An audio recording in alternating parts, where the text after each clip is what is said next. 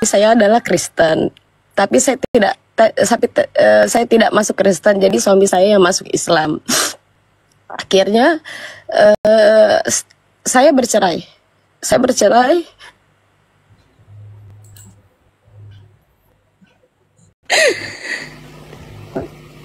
bercerai, anak saya 1. Di situ saya marah. Enggak, gini Bu, bercerainya karena suami kembali ke Kristen atau gimana? Iya, suami saya kembali ke agama dia yang lama. Berapa tahun setelah pernikahan? 4 tahun. 4 tahun, iya. Oke, lanjut Bu. Iya. Di situ saya marah karena hak asuh anak saya jatuh ke suami saya. Terus lanjut.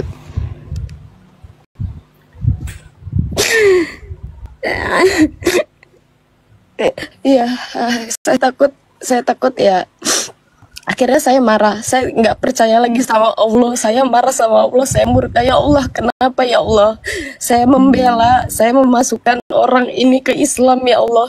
Saya marah sama Allah sampai akhirnya saya udah nggak percaya, saya meninggalkan sholat saya meninggalkan puasa saya meninggalkan baca Al-Quran, saya meninggalkan semuanya tentang Islam. Saya bingung, apakah harus saya masuk Kristen juga untuk mendapatkan anak saya? Saya mohon pencerahan. Aduh, maaf.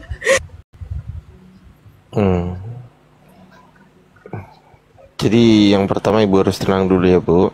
Iya, tarik nafas dulu. Coba ada air putih nggak Bu? Ada. Putih. Coba minum dulu, ambil tisu. Bukan tisunya yang diminum Bu, air putihnya Bu. Iya.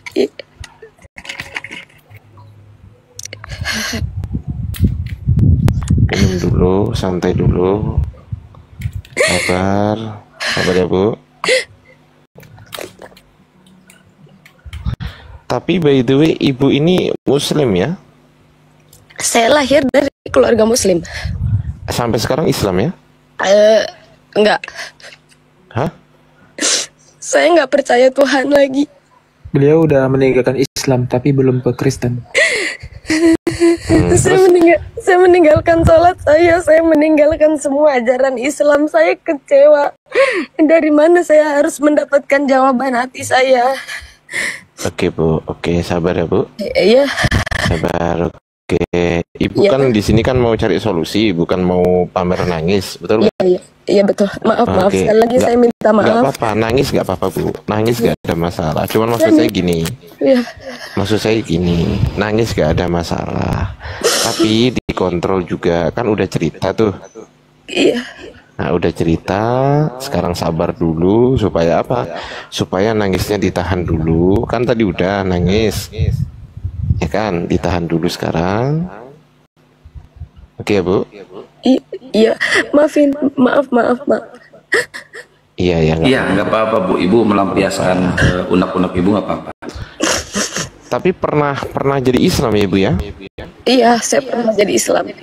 Sampai sekarang KTP saya Islam. Oh gitu. Tinggal di Indonesia ya Bu? Di Indonesia. Oke, siap Bu. Jadi Ibu marah sama Allah? Iya. Baik, Ibu marah sama Allah. Bagaimana jika ternyata ini adalah ujian dari Allah Subhanahu wa Ta'ala kepada Ibu, supaya untuk bisa jadi Allah sedang menghapuskan dosa-dosa Ibu supaya tidak terlalu terbebani di akhirat dengan cara menguji seperti ini. Bisa jadi ini ujian Bu dari Allah Subhanahu wa Ta'ala. Ujian setiap orang kan bermacam-macam. Jadi izin Pak Ardi, ada Ustadz Wafi di bawah. Ustadz naik Ustadz. Oh, Ustadz Wafi aja kalau gitu. Gak apa-apa, lanjut dulu. Assalamualaikum warahmatullahi wabarakatuh. Mau lah saya lah. Waalaikumsalam. Ustadz Wafi.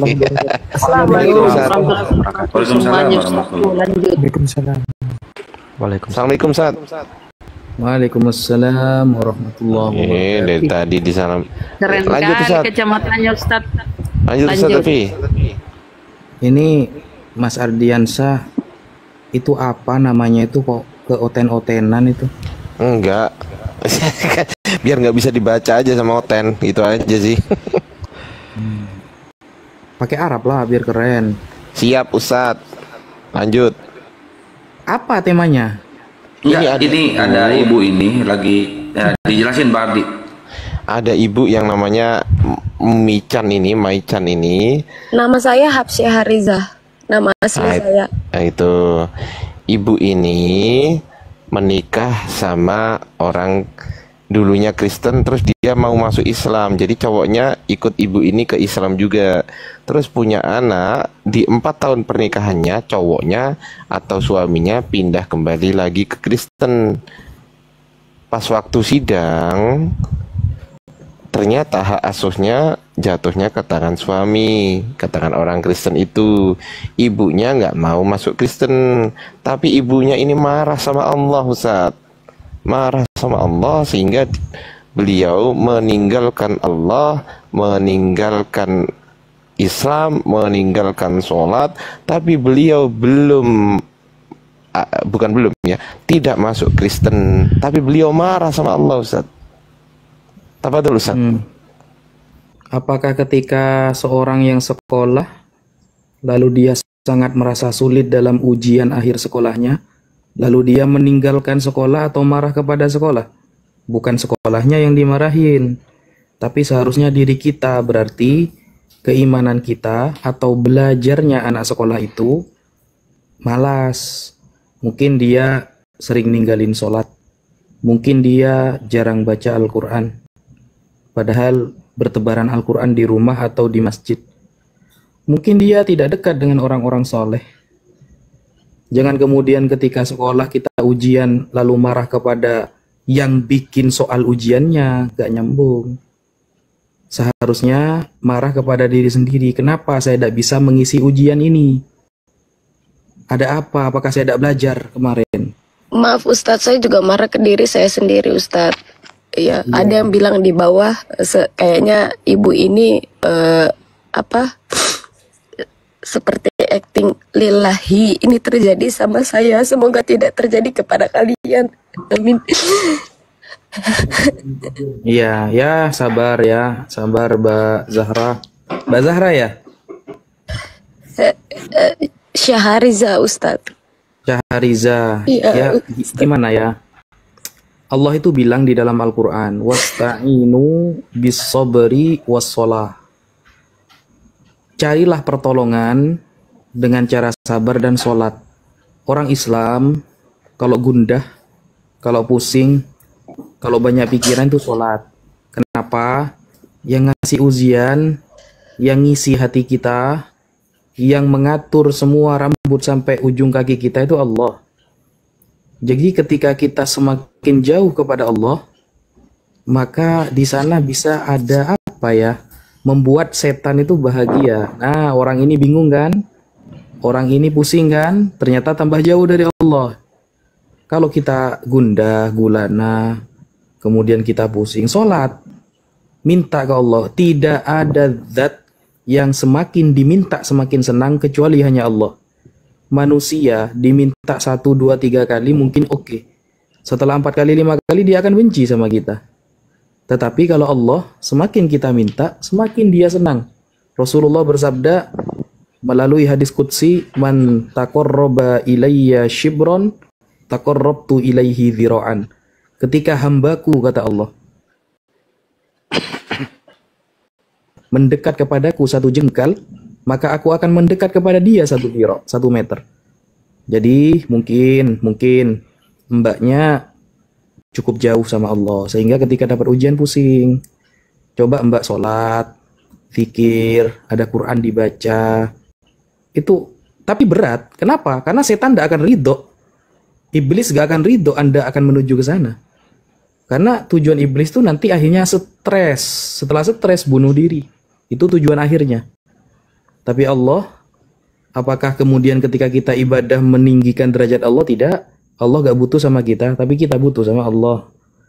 Banyak baca sholawat, sholat, baca Quran, Mbak. Insya Allah, orang yang tidak meninggalkan Al-Quran, Allah tidak akan meninggalkan dia.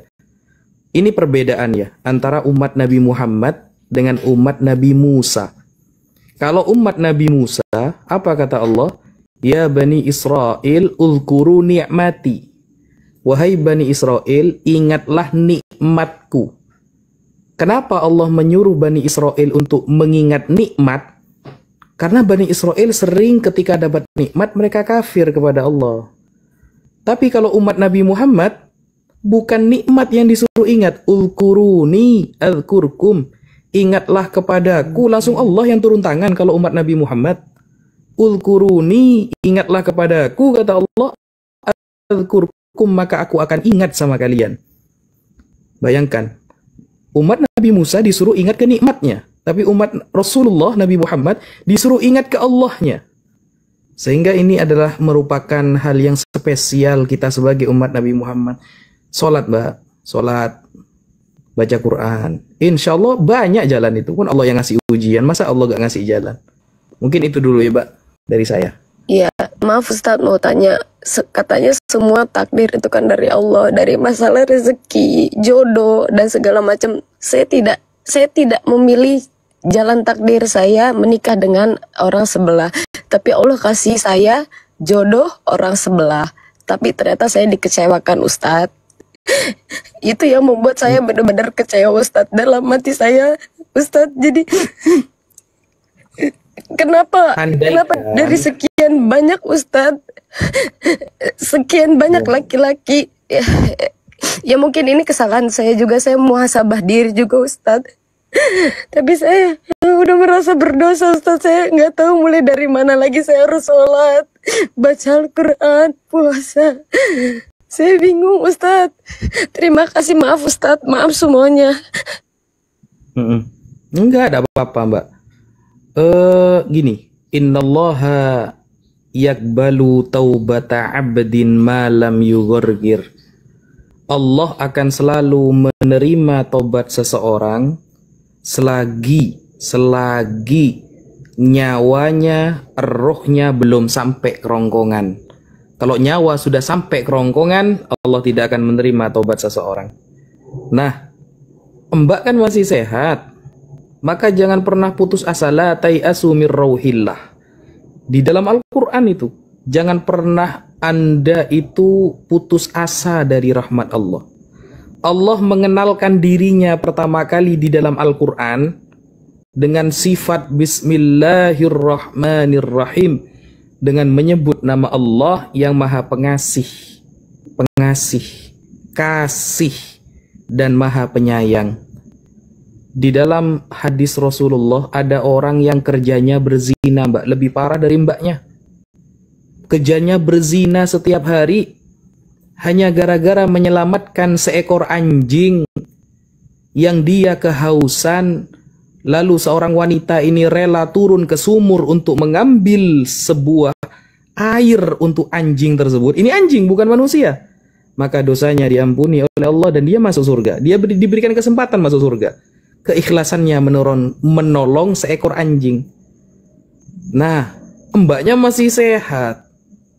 Dosanya masih jauh lebih parah pezina tadi, yang setiap hari kerjaannya berzina, jadi PSK. Bukan penjual sate kambing, ya prostitusi gitu. Nah, tetapi ternyata Allah Allah gak kemudian, oh kamu setiap hari berzina, apain saya nerima tobat kamu? Enggak, ternyata surga. Itu hadis sahih. Bayangkan, apalagi mbaknya masih sehat. Ketika mbaknya dari sekian laki-laki, dari sekian wanita, kenapa saya mendapatkan cobaan ini? Maka orang-orang yang tidak sabar mendapatkan cobaan nanti di hari kiamat akan Allah pertemukan dengan Nabi Ayyub.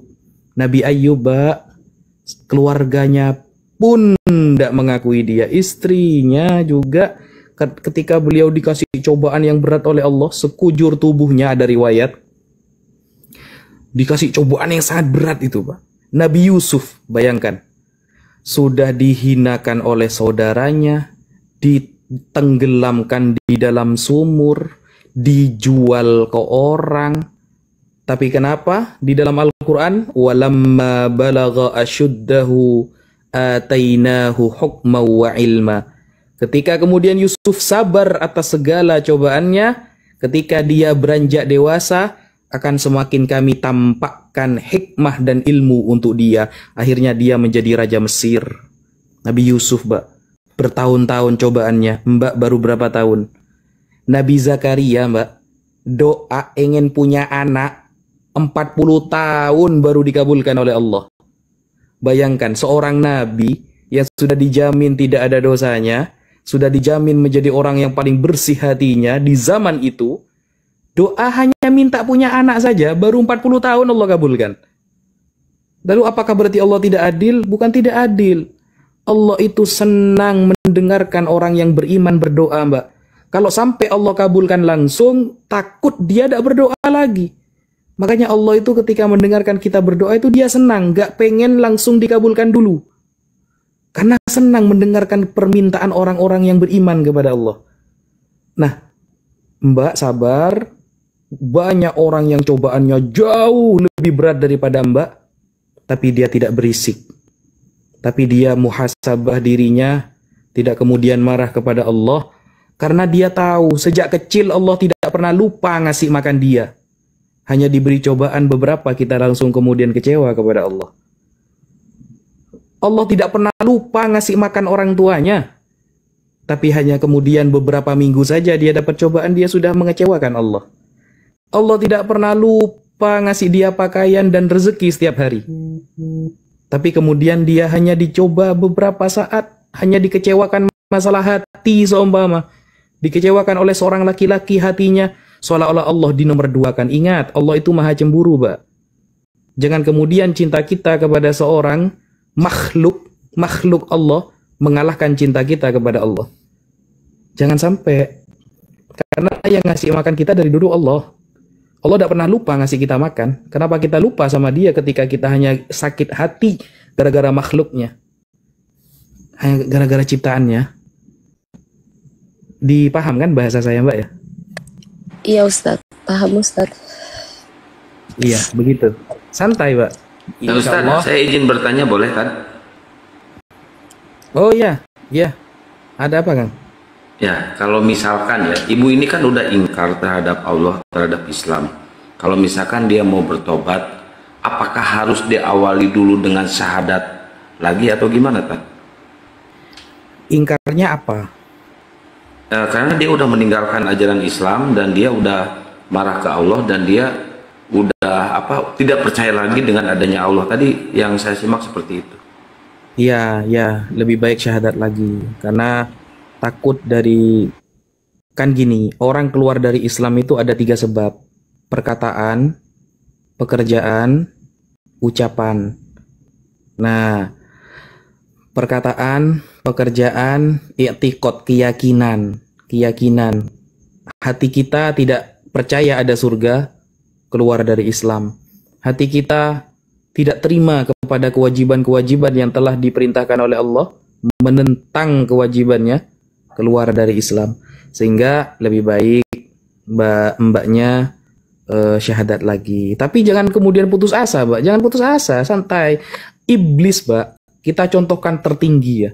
Iblis yang sudah jelas dilaknat oleh Allah sejak di surga, yang sudah yakin tidak akan masuk neraka, gak masuk surga, sudah dijamin neraka sudah iblis itu.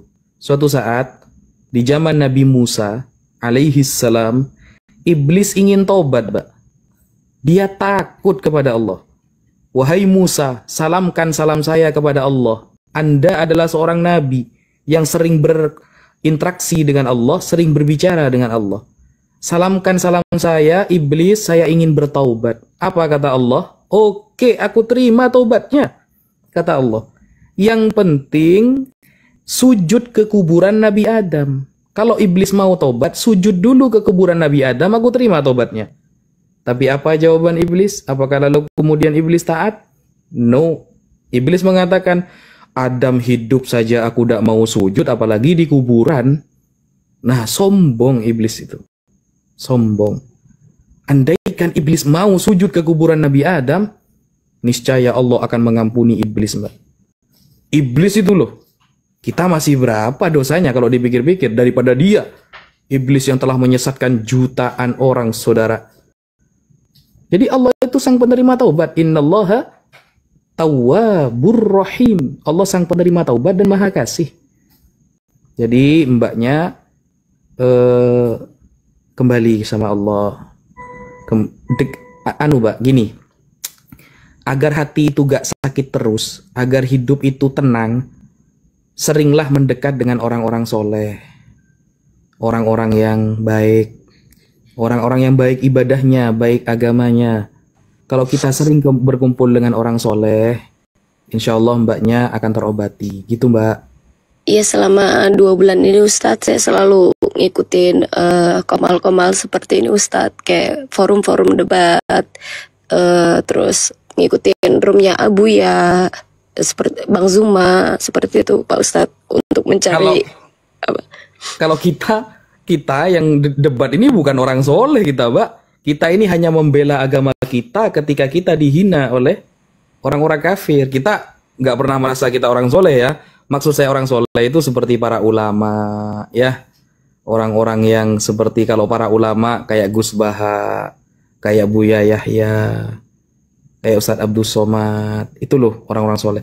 Kita yang di komal-komal ini bukan orang soleh, Pak. Kita bukan.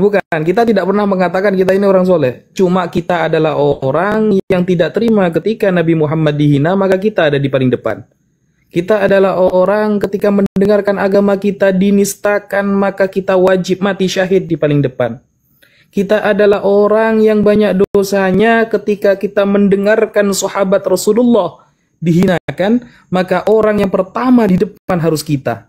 Itu adalah kita, Pak. Kita tidak soleh. Tapi ketika agama kita yang dipermainkan, maka saksikan orang yang paling depan adalah kita. Gitu. Maksud saya orang soleh itu seperti para ulama, ada Ustadz Abdul Somad. Mungkin di daerahnya Mbak ada kiai ya, ada ustadz yang orangnya lurus, yang orangnya baik, sholatnya bagus. Itu didekati, Mbak. Minta nasihat, sering kumpul dengan mereka. Kalau mereka mengadakan majelis ilmu, datang ke majelisnya. Mereka mengadakan majelis sholawat, datang ke majelisnya. Begitu Mbak. Kalau kita ini bukan Mbak, ini ya saya ada Mas Ardiansyah, apalagi Mas Ardiansyah jauh dari kata soleh Mbak. Namanya aja Yunani, bukan Arab itu. Jauh. Tapi ketika Islam dihina, kita yang maju Mbak. Biarkan kita ini orang soleh, para kiai, biarkan duduk mendoakan kita. Kita yang perang. Begitu, Mbak. Iya, Ustadz. Terima kasih banyak, Ustadz. Ya, sama-sama, Mbakku. Open cam lagi, Mbak. Open cam lagi, Mbak. Oh iya. Bang Aristo, Assalamualaikum warahmatullahi wabarakatuh.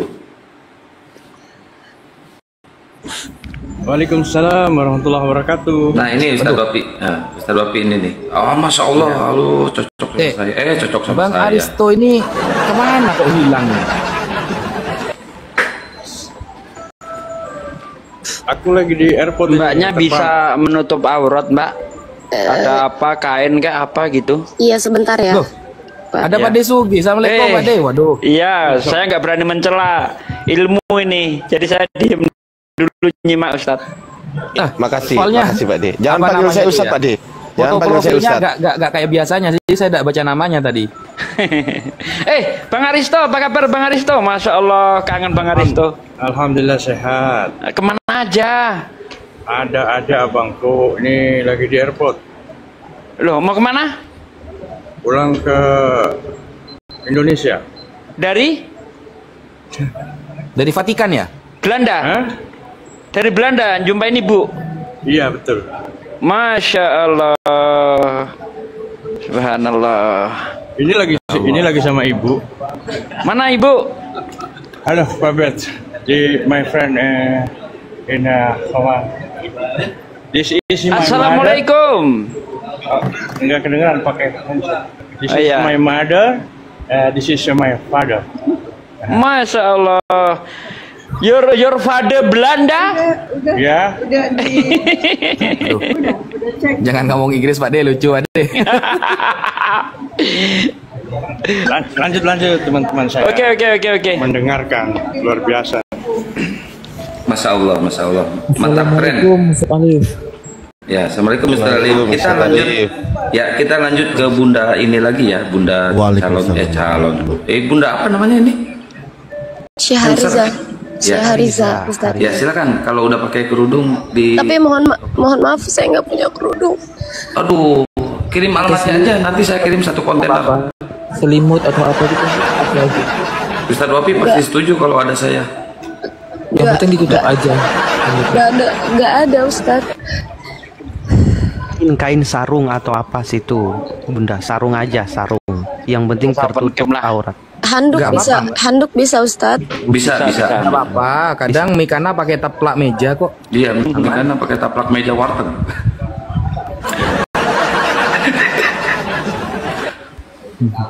Ustadz Wapi izin didoain ya. Insya Allah. Insya Allah, Masya Allah. Jangan panggil saya Ustadz lah, Bang. Bang, jangan panggil saya Ustadz, nggak enak saya. Siapa yang manggil Mas Ardi Ustadz? Itu Debat tadi. saya sama dia. Ustadz tadi. Iya, Al-Mukarram Ardiansyah. Oh, itu kan nggak enak saya. Nggak enak. Kemarin Gitu. nyalon kiai gak lulus dia. Masa nyalon kiai cuma modal jenggot? Masya Allah, cantiknya Ustadz. Pakai handuk aja udah nampak cantik loh, nampak soleh loh.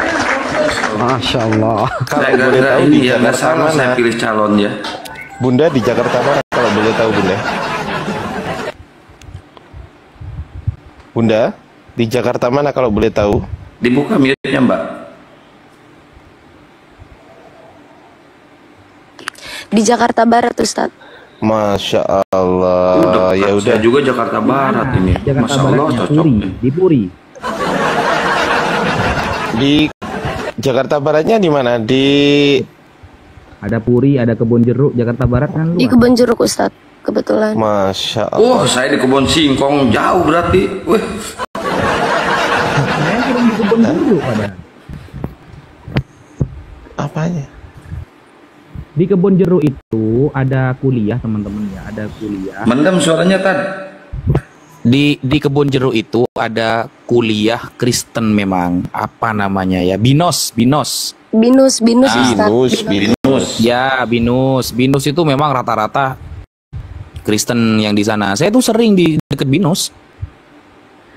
Binus itu bimbingan anus. Apa ya? Bukan, Tahu saya. Bina Nusantara. Bina Nusantara. Bina Oh, Nusantara. Bina Ya. Nusantara. Oke, cukup bercandanya. Itu tiap Sekarang kita hari. ke serius. Oke, Ibu, kalau boleh saya bertanya sedikit, nanti bisa diteruskan oleh Ustadz Abdul Wafi, Ustadz kita, Al-Mukarram.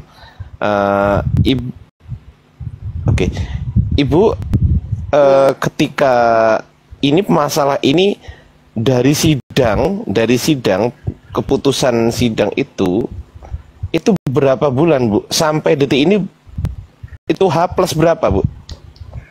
Maksudnya Ustadz? H plus berapa ketika putusan sidang itu tiba, Iya. jatuh bahwasanya anaknya ibu itu jatuh ke tangan suami, sampai detik ini tuh H plus berapa? Aduh, itu udah sekitar 2 tahun yang lalu Ustadz. Oh, udah lama, 2 tahun yang lalu. Berarti ibu menikah 4 tahun, mohon maaf ya, menjanda Ustadz. 2 tahun gitu. Iya Ustadz. Berarti sekitar 4 tambah 2 berarti 8 ya? Iya benar Ustadz. Beliau pastor bukan 4 tambah 2 kok 8 sih, ngarang aja. 6 tahun. Oke, begitu aja dari saya. Mungkin ada tambahan lagi, mungkin Ustadz Abdul Wafi, silakan Ustadz. Ustadz Alif, ini ada Ustadz Alif, mungkin ada yang mau disampaikan Ustadz. Ustadz Alif, silakan Ustadz. Nanti kalau tidak dikasih bicara dipecat Aku saya baru nanti. gabung, belum begitu mengetahui seluruhnya. Takut salah. Oh ya, tugas Ustadz Alif typing saja dulu Ustadz ya. Siap, lanjut. Mbaknya mau syahadat. Boleh Ustadz. Masya Allah, alhamdulillah. Apa namanya itu, masih ingat nggak lafaz syahadat Bun? Masih. Oke, kita Bun ya, kita bareng-bareng dengan niat memulai hidup yang baru dengan rahmat Allah, dengan teman-teman yang baru, dan kehidupan yang baru. Mumpung sekarang adalah tahun baru, di 2025 ini kita buka lembaran baru, bahwa yang kemarin-kemarin ya sudahlah. Semoga yang kemarin itu bisa menjadi penghapus dosa kita. Mungkin kita pernah berdosa banget sama Allah, tapi Allah enggan untuk mengampuni kita. Mungkin dengan lembaran baru, dengan niatan baru ini, Allah mau untuk terus memberikan kita rahmat, memberikan dengan orang-orang soleh. Kemudian semuanya urusan kita, baik dunia maupun akhirat, Allah permudah.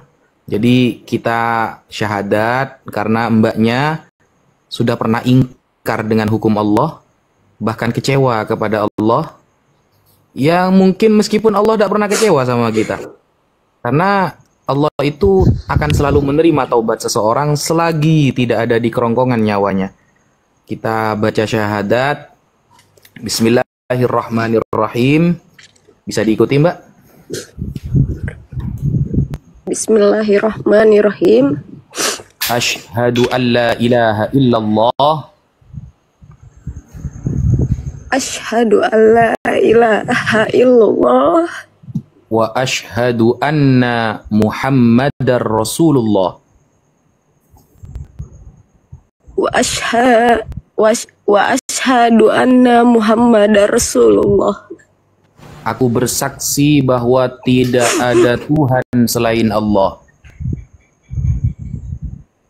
Aku bersaksi bahwa tiada Tuhan selain Allah. Dan aku bersaksi bahwa Nabi Muhammad adalah utusan Allah. Dan aku bersaksi bahwa Nabi Muhammad adalah utusan Allah. Ya Allah, berikanlah hamba hidayah. Diikuti, Mbak? Ya Allah, berikanlah hamba hidayah. Ampuni dosa saya, ya Allah, yang telah berlalu. Ampuni dosa saya, ya Allah, yang telah berlalu, ya Allah. Alhamdulillah, alhamdulillah. Kita berdoa bersama-sama, teman-teman. Semoga bukan hanya mbaknya, semoga kita juga semuanya diampuni oleh Allah. Mungkin dosa-dosa kita dulu waktu kita muda pernah lalai kepada Allah, pernah jauh dari Allah, padahal Allah tak pernah lupa memberikan kita rezeki. Allah tak pernah menghentikan nafas kita walau 1 menit. Allah sangat perhatian kepada orang tua kita, kepada kakek kita, kepada saudara kita, tapi justru kita yang selalu mengecewakan Allah. Mungkin doanya bisa dibantu Ustadz Alif. Tafadhol Ustadz. Ini ke Pade Sugi. Tafadhol. Dibaca, monggo. Lanjut. Doa pakai bahasa Indonesia lebih enak, Pade. Bahasa Indonesia lebih enak. Ustadz Alif aja, monggo Ustadz Alif. Tidak apa-apa, Pade, biar lebih mengena ke hati kita. Kalau pakai bahasa Arab kan kita nggak tahu maknanya nanti. Ada sebagian teman-teman yang nggak tahu maknanya, jadi pakai bahasa Indonesia, Pade. Tafadhol, Pade. Baiklah. Ini perintah Ustadz harus sami'na wa ta'na, ini nggak boleh dibantah. Allahu Akbar. Baik saudaraku sekalian, di malam ini kita mendapat pelajaran yang sangat berharga. Ya, betapa Allah itu mencintai kita. Kadang ketika Allah memberi teguran kepada kita, kita hanya berprasangka buruk kepada Allah. Padahal kita itu dilarang berprasangka buruk kepada Allah. Menurut kita itu buruk, tapi belum tentu menurut Allah itu buruk. Menurut kita baik, belum tentu menurut Allah itu baik. Jadi serahkan segala sesuatunya kepada Allah. Semuanya itu milik Allah. Allah akan mengambil dengan berbagai macam cara. Saudaraku sekalian, mari kita berdoa bersama-sama. Afdalnya kita berdoa itu bersolawat terlebih dahulu kepada Rasulullah SAW. A'udzubillahi minasyaitonirrajim. Bismillahirrahmanirrahim. Allahumma sholli wa sallim ala sayyidina wa maulana Muhammad wa ala ali sayyidina Muhammad wa ala alihi wa sahbihi rasulillah ajmain walhamdulillahi rabbil alamin. hamdan syakirin, hamdan naimin, hamdan yu'afi ni'mahu wa yukafi mazidah. Amin. Ya Rabbana lakal hamdu kama yang bagi jalali wajhika wa atim sultani. Allahumma sholli wa sallim ala sayyidina wa maulana Muhammad wa ala alihi. Amin ya Allah. Rabbana taqabbal minna sholatana wa syiyamana wa ruku'ana wa sujudana wa qu'udana wa tadarru'ana wa khushu'ana wa tabudana wa tamim taksiruna ya Allah. Ya Amin ya Allah. Ya Allah ya Rabb, malam ini kami menghadap kepadamu ya Allah dengan rasa tunduk. Amin ya Allah. Engkaulah Tuhan tempat kami memuja dan tempat kami meminta pertolongan ya Allah. Ya Allah ya Rabb, jauhkanlah hati kami dari prasangka buruk kepadamu ya Allah. Amin. Cenderungkanlah hati kami kepada kebaikan ya Allah. Amin. Segala sesuatu yang terjadi kami pasrahkan kepadamu ya Allah. Amin ya Allah. Engkau akan menguji kami ya Allah, tapi tidak akan melebihi kemampuan kami ya Allah. Saya yakin ujian-ujianmu itu sebagai rasa cintamu kepada kami ya Allah ya Rabb. Ya Allah, jauhkanlah hati-hati kami dari sifat kekafiran ya Allah. Amin. Ya Allah, berilah kami petunjuk ya Allah ya Rabb, sehingga kami menjadi manusia yang lebih baik ya Allah. Ya Allah yang Maha Pengampun, ampunlah segala dosa kami, dosa orang tua kami, dosa anak kami, istri kami, dosa saudara-saudaraku, muslimin, muslimat seluruhnya ya Allah. Ya Allah ya Rabb yang Maha menyembuhkan, sembuhkanlah saudara-saudara kami yang saat ini sedang merasakan sakit ya Allah. Amin. Yang kau uji dengan sakit ya Allah, sembuhkanlah mereka ya Allah ya Rabb. Amin. Ya Allah yang Maha memberi rezeki, ringankanlah saudara-saudara kami yang saat ini sedang mengalami kesulitan ekonomi ya Allah. Amin. Hanya kepadamu aku memohon dan hanya kepadamu aku mohon pertolongan ya Allah. Hanya kepadamu aku menyembah. Rabbana atina fid dunya hasanah wa fil akhirati hasanah wa qina adzabannar. Subhana rabbika rabbil izzati amma yasifun wa salamun mursalin walhamdulillahi rabbil alamin. Amin. Fatihah. Alhamdulillahirabbil alamin. Bismillahirrahmanirrahim. Tapi kalau boleh saya tahu, Ustadz Wafi, ibu ini kalau boleh saya tahu Bu, ibu menangis itu karena apa Bu? Karena banyak hal, banyak masalah, atau ada satu masalah yang memang membuat ibu menangis sampai sedemikian rupa Bu? Iya Ustadz, terlalu banyak masalah yang sebetulnya saya tidak bisa menyelesaikan sendiri, tapi saya memaksakan diri saya untuk menyelesaikannya semua. Jadi banyak banget yang saya pendam Ustadz. Seperti itu Ustadz.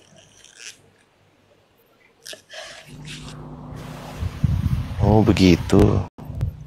Sekarang habis syahadat, apa yang dirasakan Bu? Saya merasa berdosa aja. Nah silakan Ustadz Wafi masuk. Kita dengarkan nasihat dari Ustadz Alif. Tafadhol Ustadz. Tafadhol. Insyaallah. Baik, mungkin beberapa kata. Suara kecil Ustadz Alif. Suara kecil. Thank you Monica. Suara kecil Ustadz Alif. Aku udah besar kok. Nah ini nih udah gede. Lanjut. Tadi kecil Ustadz. Oh gitu. Udah besar lah, udah disunat kok. Belum besar gimana sih? Keren. Ya.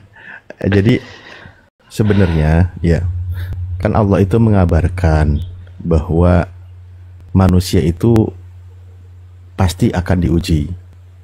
Surah Al-Mulk ayat 2, ayat 1, ayat 2 di situ dijelaskan. Ujian-ujian yang akan dialami oleh manusia juga Allah jelaskan. Akan diuji dari berbagai macam masalah yang dihadapi, masalah keluarga, masalah harta, keuangan, masalah berkurangnya makanan dan sebagainya. Begitu banyak ujian yang akan dilalui oleh manusia, itu Allah kabarkan. Namun Allah juga kabarkan bahwa sampaikanlah kabar gembira terhadap orang-orang yang sabar dalam menghadapi ujian itu. Jadi orang yang mengalami ujian itu adalah ketika Allah uji, mereka kembali kepada Allah gitu. Mereka kembali kepada Allah dan mereka tidak lepas dari masalah memohon pertolongan kepada Allah dengan cara sabar dan sholat. Orang yang bersabar menghadapi ujian akan banyak lagi di ayat lain dijelaskan Allah berikan jalan keluar. Jadi memang dalam menghadapi kehidupan ini, jadi kita ini jangan merasa si paling teruji gitu. Karena ujian yang kita alami itu belum apa-apanya dengan ujian yang dialami oleh para nabi. Tadi contohnya sudah disebut-sebutkan. Para nabi itu ujiannya sangat berat. Kita itu baru sekian persennya dari ujian yang dialami para nabi. Jangan sampai ketika kita mengalami ujian menjauh dari Sang Pencipta, dari Allah yang Maha Esa itu, kita menjauh. Apalagi kita murka, apalagi tidak sabar. Di dalam sebuah hadis kursi kan dijelaskan bahwa jangan sampai kita ini mendapat sebuah kalimat orang yang dalam kategori ini. Barang siapa yang tidak sabar dari ujianku, tidak ridho dari ketetapanku, tidak bersyukur dari segala nikmatku, kata Allah, fal yakhruj min tahtas siwai, silakan kau keluar dari bawah langitku, silakan kau cari Tuhan selain aku. Itu tantangan dari Allah, sindiran dari Allah yang sangat keras gitu. Karena apa? Kita itu kadang-kadang memang ya dalam menghadapi kehidupan ini lebih banyak mengeluhnya daripada bersyukurnya. Kita masih enak nih, masih bisa. Kita mengalami ujian, kita masih bisa berinteraksi dengan orang, masih ada yang peduli. Kita lupa dengan apa yang harus kita syukuri, tapi kita fokus pada hal perkara ujian yang kita hadapi. Maksudnya ujian yang dihadapi itu seolah diri kita itu merasa bahwa Tuhan itu nggak adil gitu loh. Sebenarnya nggak kayak gitu fokusnya. Coba, padahal Allah itu cuma mengingatkan gini loh. Bukan fokus pada ujiannya, tapi selalu bersyukur terhadap nikmat yang masih Allah berikan kepada kita. Karena ketika kita banyak bersyukur terhadap nikmat yang Allah berikan, Allah tambahkan untuk kita nikmat itu. Orang-orang yang jangan dikira para ulama, para kiai semua yang hadir di sini, ribuan orang yang menyaksikan, bahkan bisa jadi di channel YouTube, tidak lepas dari ujian yang dilalui. Bahkan sampai hostnya sendiri pun sampai detik ini masih mengalami ujian. Semuanya mengalami ujian. Tanya aja sama hostnya, pasti ada ujian. Apa itu? Tiap malam kau tidur. Nah itu artinya apa? Ujian itu selalu dihadapi. Ingat, bersabar, bertawakal tetap kepada Allah, dan fokuslah kepada apa yang mesti aku syukuri hari ini. Gitu. Jangan, kenapa Tuhanku berlaku tidak adil kepadaku? Jangan. Itu tandanya kita orang yang tidak bersyukur. Padahal kata Allah, orang yang tidak bersyukur kepadaku, inna adabila syadid, adabku sangat pedih. Nah, di dunia ini aja ketika kita banyak menjauh kepada Allah, kita sudah merasakan adabnya. Apa itu? Hidupnya terasa sempit, masalah terasa makin banyak dan sebagainya. Kenapa? Karena kita menjauh dari Sang Pencipta gitu. Host, maaf ya bercanda host, saya udahan. Takut dikik. Iya, nggak apa-apa Ustaz Ali. Ya, Ustaz, Tapi terima kasih banyak Ustaz. Kalau Allah mencobai kita itu berarti Allah masih menyayangi kita. Iya Bunda. Jadi iya Mbak, jadi apa ya, jalani hidup ini Masya Allah. dengan Ya, banyak bersyukur kepada Allah. Kalau kita banyak bersyukur Bun, apapun akan kita jalani dengan tenang ya. Kita apa ya, dikasih kesehatan aja kita bersyukur. Bangun tidur Masya kita masih Allah. bernapas itu kita bersyukur Masya Allah. ya Bun ya. Ya, makasih ya Semangat, Mama Bun. Dede. Makasih Tumben Mama Bunda Rahma Dede. bener. Makasih itu Mama Dede. Masya Mama Allah. Dede. Alhamdulillah. Lanjut. Iya karena gini ya, kesehatan kita bernapas itu Masya Allah ya. Nah, Bun, jadi banyak-banyak bersyukur kita Bun. Iya Bunda. Kalau banyak kita bersyukur tuh hidup kita terasa mudah. Iya Bun, banyak bersyukur. Banyak yang lebih, yang masih apa ya, yang cobaannya Aku itu nungguin Bunda Rama, lebih. kirain mau selesai, masih nyambung lagi. Oh, salah. Oh, udah ya, aku dahan ya. Iya, Ustadz, silakan, biarlah aku dahan. Bukan, intonasinya seperti mau selesai. Oh, saya mau masuk, masih nyambung. Ya, itu Lanjut, Ustadz, lanjut. Ya, buat teman-teman Kristen kalau ada yang mau nge-report silakan ya, yang saya gede ini. Atau gini, Ustaz Alif, izin Ustaz Alif, bagaimana jika ibu ini kita bimbing Ustaz Alif supaya beliau tidak sendirian, Ustaz Alif? Izin saya rungkat dulu ya teman-teman ya. Ini udah malam ya, kayaknya ini saya udah ngantuk nih ya. Bukan ya. Begini. Oh iya ya, betul Bang Ayah Ardi itu bicara itu nggak salah, benar. Itu benar itu. Kalau kita membimbing berarti ibu itu nggak sendirian karena bersama yang membimbing gitu loh. Betul. Tapi tadi saya terenyuh lagi dengan perkataan Bunda Rama. Mestinya ketika kita masih menghadapi ujian, itu tandanya Tuhan itu, Allah itu masih perhatian sama kita. Justru jangan sampai kita ini bergelimang dengan harta duniawi semuanya ada, tapi kita menjauh dari Allah, seolah-olah tidak ada ujian, seolah-olah hidup Anda itu sudah benar. Itu malah justru yang takut gitu. Ketika kita sadar menghadapi ujian, kita sadar bahwa ini ada ujian, itu mestinya kita bersyukur karena Tuhan masih mengingatkan kita. Makanya di dalam Al-Quran kan dijelaskan juga oleh hadis Rasulullah.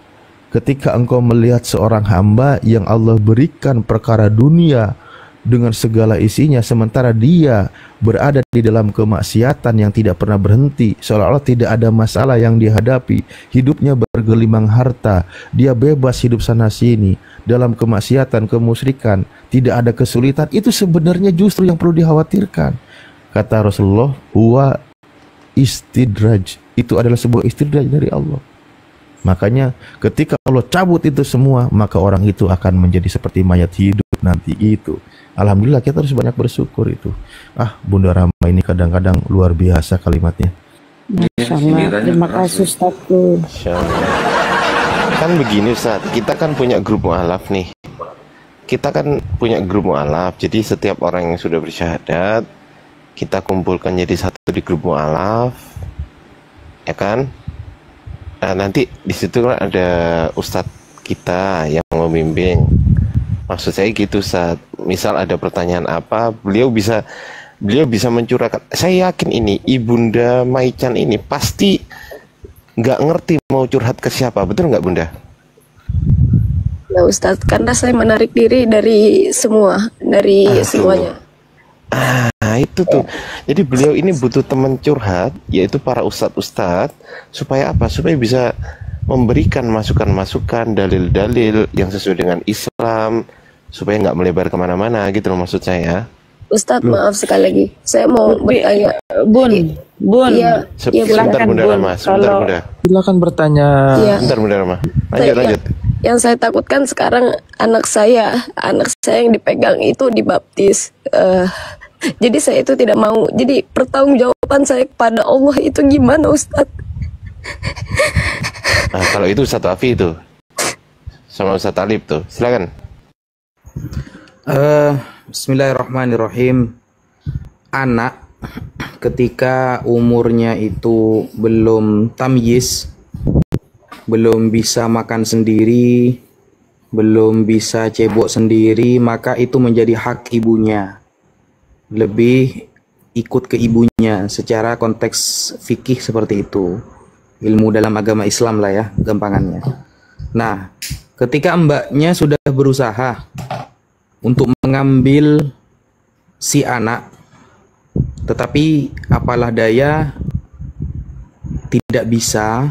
Ada dua faktor ya, tidak bisa ini ada dua faktor. Satu, anaknya memang nggak maunya ikut ayahnya. Dua, faktor dari keluarga ayahnya memaksa sehingga mbaknya tidak punya kemampuan untuk menarik si anak tersebut. Maka sudah, Pak, ikhlaskan kepada Allah. Doakan semoga Allah turunkan hidayah kepada Maaf Ustaz, tapi hisab saya kepada anak saya gimana Ustaz? Oh tidak, aman Mbak, aman. Ketika aman itu dalam kutip, ketika Mbak sudah berusaha semaksimal mungkin untuk menarik anak itu agar ikut Mbak, tetapi takdir mengatakan bahwa anak itu tetap ikut ayahnya. Yang penting Mbak sudah berusaha ya. Kecuali Mbak gak berusaha sama sekali, maka itu nanti akan dipertanggungjawabkan di akhirat. Saya pernah datang ke rumah mantan suami, saya diteriakin penculik anak. Padahal saya ibu kandungnya. Saya yang melahirkannya, Ustadz. Allah. Tapi usianya berapa? Mbak, usianya berapa, nak? Sekarang anak saya usia 4 tahun, Bunda. Saya diteriakin masih di penculik, bawah tanggungan Bunda itu. Saya diteriakin penculik dari pagar, semua orang kita dengar satu gang, Bunda. Saya diteriakin penculik anak, padahal saya cuma pengen meluk anak saya, Bunda. Saya cuma pengen peluk anak yang saya lahirkan, Bunda. Maaf. Anaknya posisi di mana sekarang, Mbak? Posisi di rumah mantan mertua saya. Di daerah mana? Di daerah Tangerang, Ustadz. Oh, oke, nanti kita bicarakan di belakang saja ya, Iya, sama teman-teman ya. Baik. Gampang itu, bisa nanti diatur itu. Saya baca komenan tadi di bawah lapor KPAI sudah saya tempuh. Saya lapor ke media, saya lapor ke perlindungan anak dan perempuan. Itu tapi nggak ada hasilnya. Gitu. Jadi teman-teman di bawah, kalau menurut kalian saya nggak ada perjuangan untuk anak saya sudah melakukan berbagai cara sampai saya diteriakin penculik.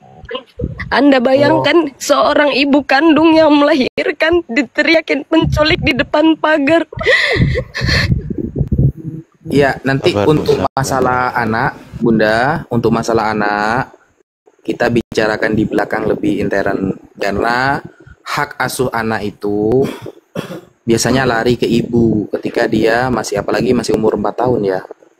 Maksudnya itu masih anak banget gitu. Jadi itu bisa diurus nanti kita di belakang, Bunda. Karena kita selalu terikat dengan hukum kan, di negara ini kita selalu terikat dengan hukum. Sehingga kecil kemungkinan akan berhasil ketika kita turun sendiri. Nah, hukum itu kita harus kenal orang dalam, Bun. Harus tahu, kenal sama polisinya dan lain sebagainya. Iya, maaf Ustadz, saya potong. Dia ini, saya boleh menyebutkan ras nggak ya? Maaf. Nggak apa-apa. Ya. Dia ini berasal dari timur, yaitu Ambon. Jadi backingannya itu cukup kuat, Ustadz. Begitu loh. Selama ini yang menjadi halangan saya adalah itu, backingan mereka itu sangat kuat, Ustadz. Begitu. Kemarin 2 wanita yang disekap oleh orang tuanya, backingannya juga kuat, Mbak. Kita kemarin mengurusi 2 perempuan yang dia disekap oleh orang tuanya pendeta, tapi anaknya mu'alaf. Dia percaya bahwa hanya Islam agama yang benar. Nah, itu backingannya juga kuat, Mbak. Sama. Tapi setelah kita urusi, kita minta perlindungan kepada Allah dengan jalur hukum, ya alhamdulillah.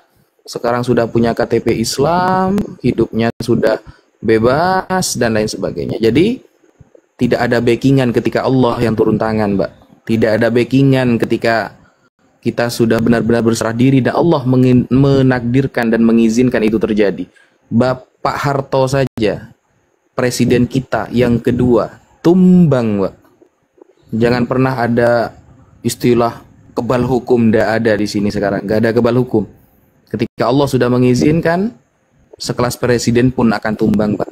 Yakinlah, insya Allah Allah akan menolong kita. Nanti selebihnya kita bicara di belakang, Mbak ya. Iya, amin. Terima kasih Pak Ustadz. Amin. Ya, nanti DM-an sama host ya, minta kontaknya biar ada komunikasi. Jangan sama saya, mending sama perempuan lagi, ke Bunda Rahma atau ke Uniripa atau ke siapa.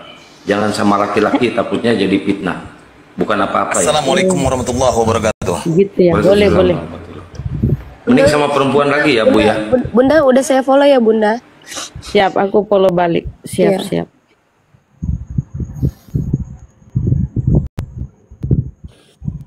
Ini akun privat ya. Aku udah follow, Mbak. Iya Bunda. Fallback ya. Nanti aku terima Bunda. Siap. Masya Allah. Tenang aja Bunda, ini backingan kita tuh backingan pusat, tenang aja. Jadi salah satu untuk pengobat hati Bun ya, Bun. Iya. Tengah malam tuh bangun, berwudu, sholat tahajud, memohon kepada Allah. Tempat curhat yang terbaik, yang termujarab itu ya Allah. Ya itulah yang udah dua tahun ini saya tinggalkan Bunda. Masya Allah. Nah, jangan tetap Syukran, sandarkan Ustaz segala Taufik. sesuatu kepada Allah. Ya, Minta kepada Bunda Allah. jangan Menangis ya. di hadapan Allah. Ya, kita kan dari tadi udah berkeluh kesah ya. Mungkin kita butuh hiburan ya, sedikit butuh hiburan untuk iklan. Silakan iklan dulu Bang Junta. Baik. Bismillahirrahmanirrahim. Jadi saya mau pesan nih sama Ibu ya. Ibu ya, tidak ada privasi antaramu dan Allah, Ibu. Dari akar bumi sampai langit ketujuh, Dia mengetahui apa yang ada di hatimu sebelum di hatimu. Ingat itu. Allah itu halus dengan hamba-hambanya. Dia memberikan rezeki kepada siapa yang Dia kehendaki, dan Dialah yang maha perkasa lagi maha penyayang. Jadi tumpuan Ibu kepada Allah dan berusaha. Jadi kalau untuk masalah Ibu sudah curhat begini, tenang Bu. Di sini banyak teman-teman kita di sini dari API. Nanti di belakang layar saja ya. Jadi begitu ya teman-teman, alhamdulillah. Walaupun saya sudah bangkotan di dunia permualafan ini, tapi tetap juga saya ini martir teman-teman ya. Jangan lupa di tap-tap layar ya teman-teman ya. Kita kasih sedikit ya. Bismillahirrahmanirrahim untuk teman-teman viewer di bawah yang sangat baik ataupun pura-pura baik serta manusia yang beriman. Juga manusia yang masih mencari keimanan. Saya Kaisar Juntak menyiarkan langsung di frekuensi Roh Kudus 3,1 FM Sungai Jordan. Saya Ketua Dewan Pimpinan Pewarta Bukit Golgota. Bagaimana kamu dapat berkata kami bijaksana dan hukum Tuhan ada pada kami? Ketahuilah pena dusta daripada ahli tulis yang membuatnya menjadi suatu kebohongan.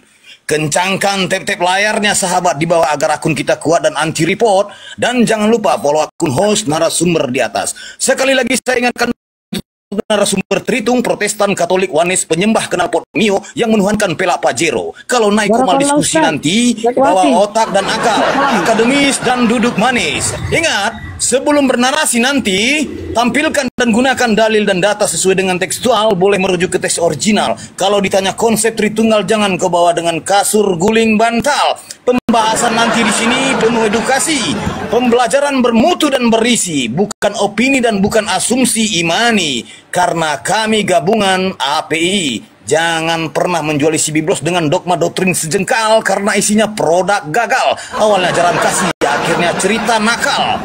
Boleh nanti terangkan sesuai paradoks, tapi terima kenyataan jika ketaboks. Viewer di bawah bosan dengan narasumber yang bodoh karena lebih asik membaca majalah bobo. Kalau sudah mau nyerah dan teler, mending kau turun dan baca majalah populer.